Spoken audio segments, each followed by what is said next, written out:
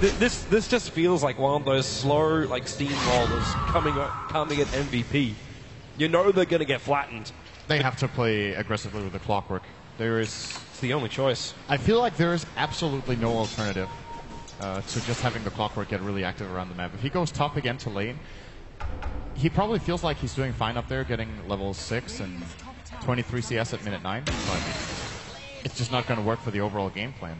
Him and QO, all the pressure are on these two cores for MVP to make space for the Naga, and Naga's going to need a lot of time here. Well, at least he's had some time. They should pick up the arcane boots as well as a PMS.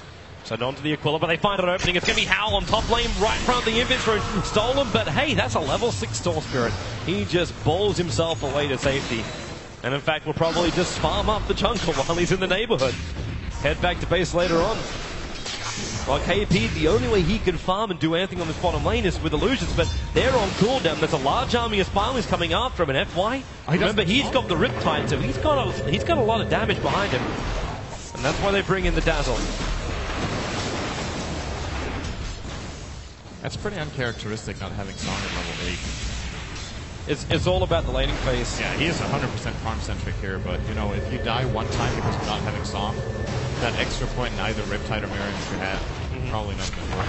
It could even just be a setup to try and pick off one support or anything on the bot lane. March, in the meantime, is a clockwork tower pusher for MVP. So, very little far. Yes. That regard. Q is at least able to scout out that Ice is here, walking around inside that Invis rune he stole previously. Actually hits Ice with that scream, and the sentry wards are down. They saw Ice, but it was too late. He backs into the lane. Scream's at least able to find another 4 Spiderlings.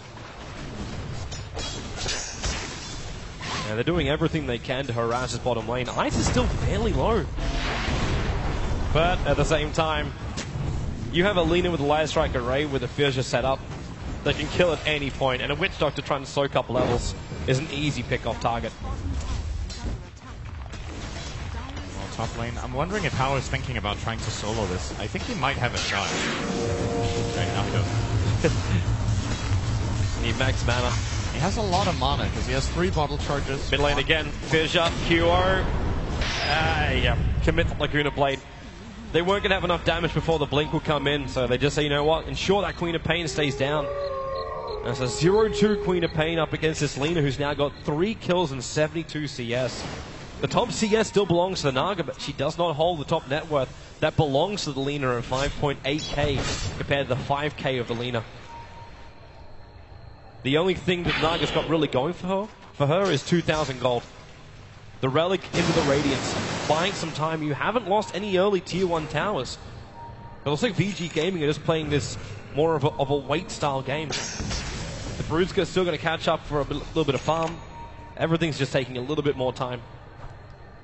Yeah, it could definitely be worse for MVP than it is now. Like, only having died 4 times in Game 13 with these heroes against you is not too shabby with what they have for themselves. But of course, 4-man smoke, MVP. They haven't found any of their own. They're right around the corner from Ice now. They can see the Spiderlings farming there. But they know their smoke could just break it. They're just going to run to the dire jungle, but that's not where VG Gaming are. The Song of the Siren's going to have to come out nice and early because VG are ready for the gank. Ice moving him. The Fidget can be the initial stun, and KP so low on mana, even though he's got the regeneration rune. The Arcane Boots is now going to give him that Song of the Siren. He's going to, well, he uses it. Catches out 2, breaks the smoke, and just says, hell no. Just escape. TP's up to the top lane, even though it sleeps up Howl as he arrives. But it's all that VG had the bottom tower. Saw them with the wards, so he would just back down before it got really dangerous. And I think this is a fine play from the Naga. It was just too risky. He's also able to perhaps defend the top tower. Super going on the clockwork. March, fairly tanky. A very early Shallow Grave and Echo Slam committed. March has a hook shot, and they're looking for a revenge kill. They're going to find one on the Earthshaker into the Death Ward. Super dropping so low. MVP, huge kills for them. They'll take a tier 1 tower. They get 2 big calls, including the Lina down. The Winterstuff gets the extra cash. And once again, they're going to buy more space for this Naga Siren. They take the mid tower, good money, but Howl trying to pull it back again. There's a burst heal onto Howl, and what Stole's going to only be Scream, but Howl jumping up burning through the mana. QO wants to stick with him, actually baited out the Shadow Strike to force another leap. Meanwhile on bot lane, Brood doing broody things. That was a really good play from MVP. They got the 2 kills mid. Sure, they lost their clock, but in addition to that, they also held the top tower because of Naga's TP. And now KP is only 800 away from the Relic. If they can slow down this game even more, so far doing a good job. The bottom tier 2 tower also barely took any damage from Ice. Yeah, just the tier 1 tower dropping, but they're going to lose QO now. One charges won't be enough to keep him alive. In fact, couldn't even get him mana. So QO drops in the bottom lane. A good gank in from Hal. And Hal's going to go for even more kills, that is, as he's going for the Bloodstone build. Top lane, there is real trouble actually missing it. Super didn't get the Light Strike array. KP needs to TP out in time, and the creep wave is keeping Super away. Real problems in the Hawk shot, also off target. March was hoping for a revenge kill into that Lina. She committed everything to that. And the Light Strike array was all the damage she required to kill off KP, but missing the target. And that's a huge mistake. That means KP might be able to actually finish up his Relic. He's looking to find whatever he can bottom. He gets a couple of CS here and forces Hal away, but they're still going to be losing their mid tower. This is the thing that will inevitably happen when Brood has enough time. You start building a whole network of travel between the mid and bottom lane, and maybe MVP can get the deny here. Looks like Ice is letting them have it. Another way up 0. Last 2 tier 1 towers down. That top one's also not too healthy, only 175 points of life. And VG Gaming can now start to really control up the Radiant jungle. With the removal of those tier 1 towers, MVP don't have the front TP positions. So it's probably going to be even more of an expense when it comes towards to keep tabs on where VG Gaming are moving. For moments like, well, I'm not saying moments like this when Hal jumps in, they're only the illusions which are down there. But moments when KP does this, he moves in close to farm up one of the Sata camps right underneath the Dire Observer Ward. This is where VG Gaming can move over and just ensure the Naga Siren doesn't find that 3800 that he's searching for. And it is actually a fairly easy kill. KP has 900 health. He's got high armor, but Storm Spirit has a lot of magical damage, and if they rotate in, for example, the Rubik plus just the spawn Spiderlings, he is dead, and it looks like he might actually be on the receiving end here if he's not careful. He's up so far. He's reading it well, though. Moving away. Get a decent amount of farm here. Riptide's up for a little bit, then backs up. The Arcane Boots again, keeping the mana up. As Ice preparing for the late game. It's the Hand of Midas build for him early on, 17 minutes in. Hand of Midas and Medallion. This is a little weird. Almost you feels like this. You could have bought it earlier. He's sending them out together. It looks like they're trying to prepare for an earlier Roshan instead. They give Hal and Aegis Immortal once he's got that Bloodstone and get really aggressive into MVP. Just hunt that Naga Siren before she can get tanky items. The tier 1 tower still going to go the way here of MVP. And with that now, KP can farm this top lane, stream to help, and that's going to be the Relic money. So 17 minutes and 30 seconds in, putting a lot of attention towards KP with his farm. But that's still because we've basically flagged it. Naga Siren is the hope for MVP, while VG Gaming is going to inflict more and more damage. And they need to do it before this 4 Radiance, as well as a couple of tanky items that arrive for the Naga. And they're doing a great job. The tier 2 tower's about to drop. Mass Spiderlings get to come in. And there's nothing MVP can really do about this. You Clockwork Rocket to keep out, but 4 points Rocket is nice. It is going to stall up VG's push, but it does not stop it. Storm Spirit will take the last hit.